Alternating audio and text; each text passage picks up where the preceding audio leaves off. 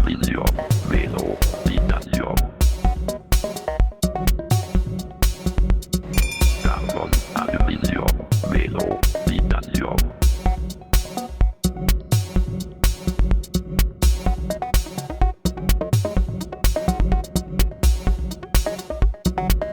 Aero, Dynamic.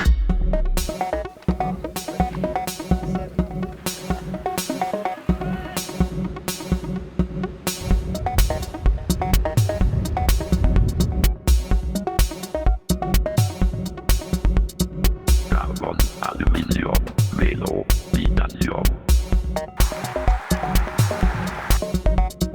Carbon, Aluminium, Velo, Titanium.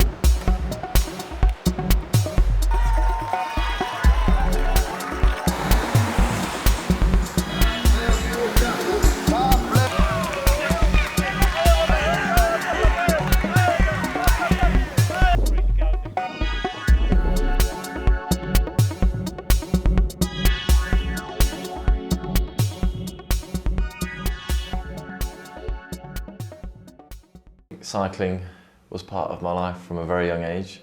Both my parents were avid cyclists, both represented Great Britain at the World Championships, both national medalists. So from a very young age I was always around bike riders, cycling, always going to bike races. Some of my earliest babysitters were cyclists. Barry Hoban's dad used to come over and look after me. When I was in college, I remember my brother bought a brand new bike and I thought, oh, that looks nice. So I pinched it without him knowing. And I accidentally fell off it on the way to college and I scratched the frame. So I had to dive into Halfords and try and find a spray paint that was similar to the colour of the bike. Then I rubbed it down carefully and sprayed it and did a really good job and he never knew. And I managed to put the bike back without him knowing that I'd actually stolen it. But I did actually enjoy it, apart from the fall off bit. Well, the interest in cycling came through my dad, who was a bit of a cyclist in the 50s. So he had lots of, by the time I was sort of being brought up, his interest had not exactly diminished, but he wasn't really riding his bike very much.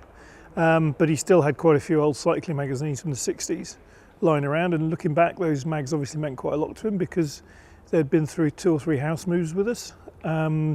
And those mags lived in the outside toilet, which was a sort of small shack full of spiders, and I used to go out there and sit on the wooden seat and read those magazines till my bum went sore. Well, actually, when I was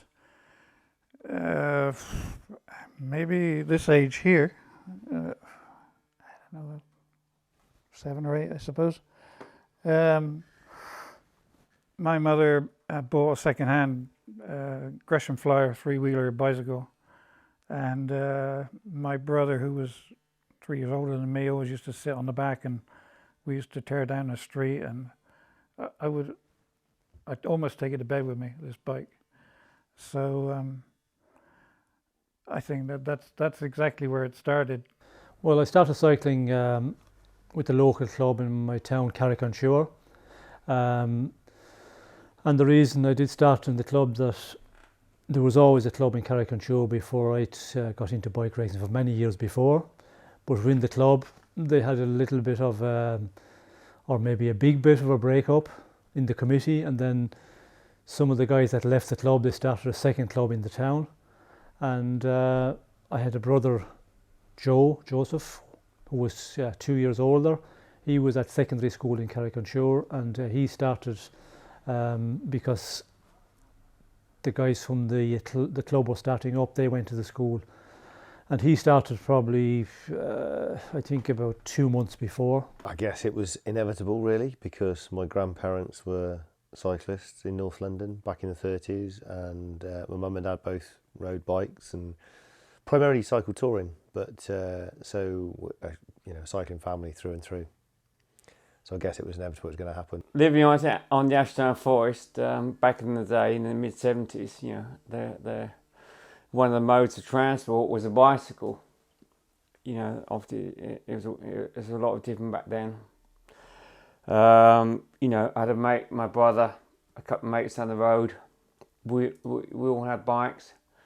And in between that and playing football, we just used to ride around the forest the whole time and have kind of BMX races. There was not a BMX race, but there was a kind of path that had these ups and downs, and we used to regularly race around this.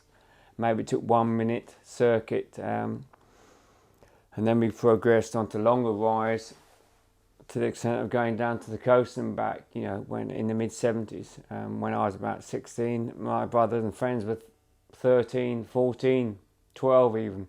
I mean, I started coming to Romford Skate Park when it first opened on one of those cheap little plastic skateboards, you know, back in like 1978. And then all of a sudden I discovered BMX.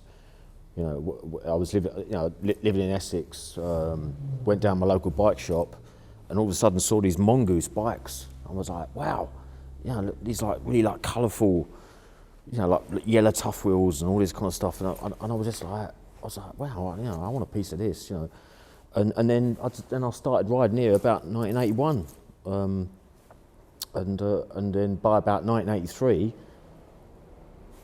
for want of a better word, I was pretty handy. I had a friend who I used to skateboard with, and he sort of got tired of skateboarding and decided he was going to build a bicycle, and I'd never heard anyone actually build a bicycle.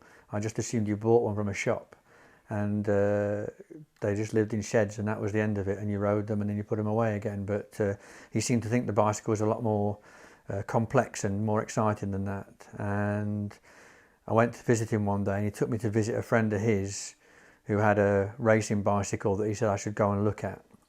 And we went around to his house, and he duly took us to his garage and took it down from the wall. And it was the first time I'd ever seen a bike hung on pegs on a wall. Normally they're next to the lawnmower or something. And it was resting a sheet. And he pulled the sheet off, and there was this John Perks racing bike with Campag throughout. I went out for a ride on my sister's bike, and actually got a bike of my own at the time. And I went over what we call a local common.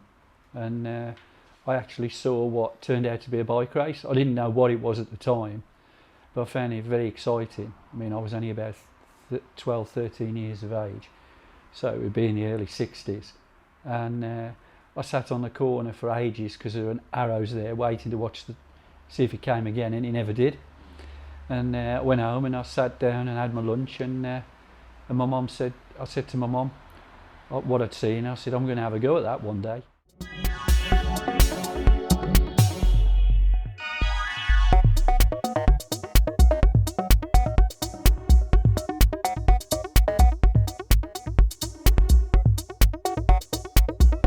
Oh, I did have visions. I'd ride them down to the pub in Yarmouth and back.